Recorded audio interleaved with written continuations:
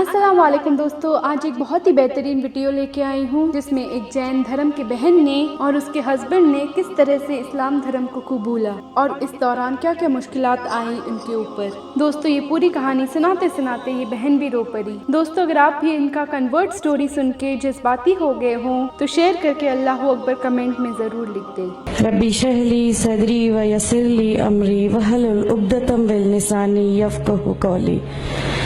अल्हम्दुलिल्लाह, मैं राहिला सलीम डॉक्टर मोहम्मद सलीम की वाइफ हूँ। अल्हम्दुलिल्लाह हम लोग भोपाल से बिलोंग करते हैं। मेरे हस्बैंड ने पहले इस्लाम कबूल किया, एक जैन फैमिली से बिलोंग करते हैं। मैं अग्रवाल फैमिली से थी।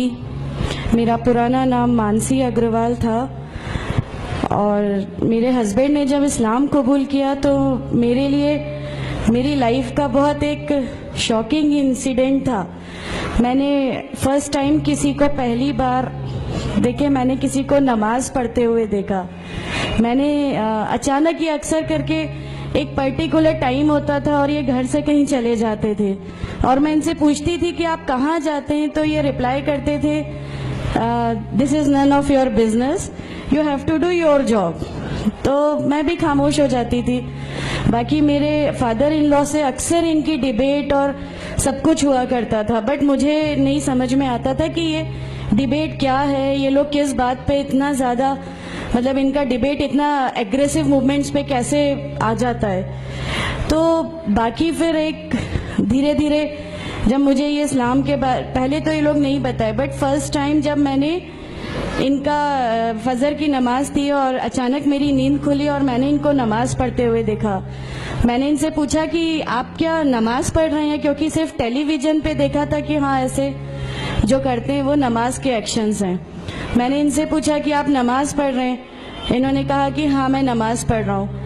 मैंने बिल्कुल देर नहीं की मेरे फादर इन लॉ को बताने में।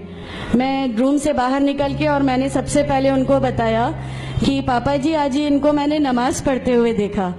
तो उन्होंने मुझसे कहा कि ठीक है खामोश रहो, अभी किसी से कहना नहीं, हम देखेंगे क्या कर सकते हैं। अब वो जो मेरी लाइफ का मोमेंट था, वहाँ से मेरे को ऐसा लगा कि ये क्या हुआ, मतलब ये क्या कर रहे हैं, ऐसा क्यों कर रहे हैं, ये कहीं ये किसी ऐसे व्यक्ति से तो नहीं मिल गए जो इनको टेररिज्म की तरफ ले जा रहा है और ये ऐसी चीज़ों में तो नहीं इन्वॉल्व हो जाएंगे। एक बहुत बड़ा डर जो मेरे अंदर था वो, और on that time I was pregnant, तो मेरे को एक बहुत खलबली सी लगी रहती थी कि ये क्या चल रहा है, ये क्या चल रहा है। फिर धीरे धीरे करके जब मैं इनकी बुक्स वगैरह जो अलमीरा में रखी रहती थी वो मैं पढ़ने लगी और ढूंढने लगी। ये छुपा के रखा करते थे और मुझे जब भी कोई बुक मिलती थी तो फिर मैं उसको पढ़ने लगी। तो मुझे उसमें ऐसा कुछ लगता ज़रूर था कि पता नहीं कुछ है, कोई डिफरेंट चीज़ है, क्योंकि मैंने देखा कि इनके अखलाक, इनकी सब चीज़ें बिल्कुल चेंज हो गई। जो ये पहले थे उससे ये बिल्कुल अलग हो गए। तो मुझे ऐसा पर्सनली लगता था कि इस प्लेटफॉर्म ने इनको ऐसा क्या दिया जो मेरे हस्बैंड को बिल्कुल चेंज करके रख दिया। मतलब अल्हम्दुलिल्लाह ये उस समय कोशिश करते थे कि जो नबी की सुन्नतें हैं, जो हमारे नबी सल्लल्लाहु अलैहि वसल्लम ने किया, अपनी वाइफ की मदद करना, अपनी वाइफ के साथ किस तरह उसके हुकूक की अदायगी करना, ये सब कुछ वहाँ अल्हम्दुलिल्लाह करने लगे। और मुझे जो इनका ये ड्रास्टिकल चेंज था, जो इनको इस प्लेटफॉर्म पे आए हुए 6 मंथ्स या 1 ईयर हुआ होगा, वो देख के मेरे लिए एक बहुत बड़ा मीनिंग एक सरप्राइज था कि ये क्या हुआ। फिर उसके बाद मुझे लगा कि नहीं, मैं भी अब इसको जानती हूँ, मैं भी अब पढ़ूंगी। और फिर मैं अपने फादर इन लॉ और इनकी डिबेट सुनने लगी। तो जैनिज्म में गॉड कॉन्सेप्ट है ही नहीं।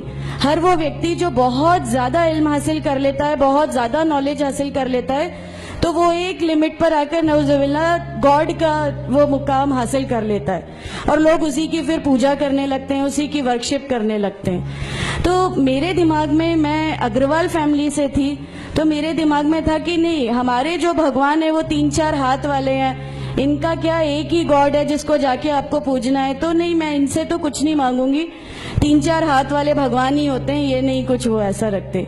तो वहां से एक थोड़ा सा डिस्ट्रैक्शन मेरे को गॉड कॉन्सेप्ट का आया। और ईश्वर है जो इस दुनिया को चला रहा है, ये हमेशा मेरे एक जहन में रहता था। तो मुझे मेरे फादर इन लॉ कहीं ना कहीं उस प्लेटफॉर्म पे आके गलत लगने लगे कि नहीं, ये जो कह रहे हैं वो सही है और इनकी जो डिबेट है उसका एंड जो है वो یہ صحیح ہے. پھر دھیرے دھیرے کر کے مجھے ان کی چیزوں پہ یقین آنے لگا الحمدللہ. پھر ہمارے ایک فیملی فرینڈ ہیں، ان کے یہاں یہ مجھے لے گئے. وہاں پر کسی نے مجھ سے کہا کہ میں بہت بزرگ ہو چکا ہوں. کلیم صدیقی شاید ہیں، کلیم صدیقی صاحب ہیں، مجھے ان کا نام دھیان نہیں ہے اچھے سے، بٹ انہوں نے مجھ سے کہا بیٹا میں بہت بزرگ ہو چکا ہوں، میں چاہتا ہوں تم کلمہ پڑھ لو، میری زندگی رہے نہ رہے، میں آپ سے ملوں نہ ملوں، تو آپ کلمہ پڑھ لو. تو الحمدللہ میں نے کلمہ پڑھ لیا. کلمہ پڑھنے کے بعد بھی جب ہم گھر لوٹ رہے تھے تو میں نے ان سے کہا کہ میں نے صرف ابھی کلمہ پڑھا، ابھی آپ یہ مت سمجھیے گا کہ میرے کو سب سمجھ میں آ گیا اور میں اس چیز کو مان لوں گی. انہوں نے کہا نہیں، تمہاری مرضی، کسی میں کوئی فورس نہیں ہے.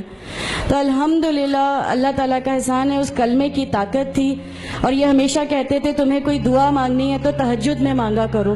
تہجد کا جو ٹائم ہوتا ہے وہ بہت قیمتی ہوتا ہے اور اس میں اللہ تعالیٰ سب کی دعائیں قبول کرتا ہے. انہوں نے مجھے ایک دعا سکھائی تھی کہ تم ایک دعا مانگو کہ یا میرے رب اگر میرا ہسبینڈ غلط راستے پر ہے تو اس کو صحیح راستے پہ لے آ، اور اگر میں غلط راستے پہ ہوں تو مجھے صحیح راستہ دکھا دے. الحمدللہ میں یہ دعا کنٹینیو مانگتی تھی.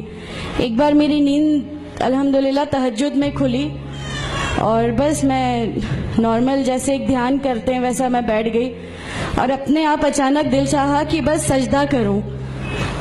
میری زندگی کا وہ پہلا سجدہ تھا اور اس بہت لمبا سجدہ تھا، اور اس سجدے میں نے میرے رب سے کیا کیا مانگ لیا مجھے بھی نہیں یاد ہے. اور اس سمے مجھے ایسا فیل ہو رہا تھا جیسے اللہ تعالیٰ خود مجھ سے بات کر رہا ہے، اللہ میرے سوالوں کا جواب خود دے رہا ہے. الحمدللہ بس اس کے بعد تو ایسا لگا کہ نہیں، اسلام حق ہے اور اسلام پہ ہی چلنا ہے. اس کے بعد پھر بہت ساری پریشانیاں لائف میں آئیں، سب کچھ آیا، بٹ الحمدللہ اللہ کا احسان ہے کہ اللہ تعالیٰ نے ہر پریشانی، ہر چیز کو ایسے لے لیا کہ ہم لوگوں کو کبھی احساس ہی نہیں ہونے دیا کہ یہ کوئی پریشانی تھی. ایسا لگا کہ اللہ کی پوری راہ میں ہم لوگوں کو ریوارڈ ہی ملنا ہے اس چیز کا، اور اللہ ہمیں اس کا ریوارڈ ہی دیتا چلا جائے گا. الحمدللہ بس اس سمے سے شروعات ہوئی تھی دین اسلام کی. الحمدللہ آگے چل کے پریشانیاں، تکلیفیں ہر ریورٹ کی زندگی میں آتی ہیں، لیکن میں ہر ریورٹ بہن سے یہ کہنا چاہتی ہوں کہ اللہ کی خاطر آپ لوگ اس دین میں آئے ہیں، کسی اور چیز کے لیے نہیں آئے. تو اللہ ہی کی خاطر ان پریشانیوں کو بھی جھیلیے، اللہ ہی کی خاطر جھیلیے. اللہ تعالیٰ اگر آپ لوگوں سے ماشاءاللہ، میں جب گھر سے نکلی، جب ہمارے فادر ان لا نے ہمیں گھر سے نکالا، میرے بچے کی، چھوٹا بچہ تھا، چھوٹے والے کی صرف ایک دودھ کی بوتل تھی، اس کے علاوہ کچھ بھی نہیں تھا.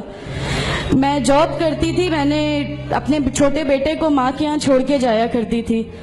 میرے ممی پاپا بہت زیادہ ہم لوگوں سے ڈیٹیچ نہیں ہوئے تھے، ایک محبت تھی ان کو ہم سے، تو اس محبت کے کارن ان لوگوں نے کبھی ہمارا اس لیول تک اپوز نہیں کیا جو ان لاز کی طرف سے آیا. تو جب میں میرے مائکے گئی اور میں نے اپنے بچے کو لیا اور میں نے کہا کہ ماں ہم نے وہ گھر چھوڑ دیا، ہمیں اس گھر سے ان لوگ نکالے، ایسا کر کے ماں ہے، بہت روئی، تم لوگ کیوں ایسا کر رہے ہو، کیا کرو گے، کیسے رہو گے، دونوں چھوٹے بچے ہیں، کیا ہوگا. میں نے کہا کہ ماں آپ صرف ایک ماں ہو نا، وہ مجھے 70 ماؤں کے برابر محبت کرتا ہے، تو جو رب مجھے میری 70 ماؤں کے برابر محبت کرتا ہے وہ کیسے اس دنیا میں مجھے رسوا کر سکتا ہے. صرف ایک چھوٹا سا یہ وشواس تھا. الحمدللہ اس وشواس کو رکھتے ہوئے ساری چیزیں، سب پریشانیاں ایسے اللہ تعالیٰ نے لے لی کہ اس کا میرے پاس کوئی کہنے کے لیے بھی شبد نہیں ہے. الحمدللہ.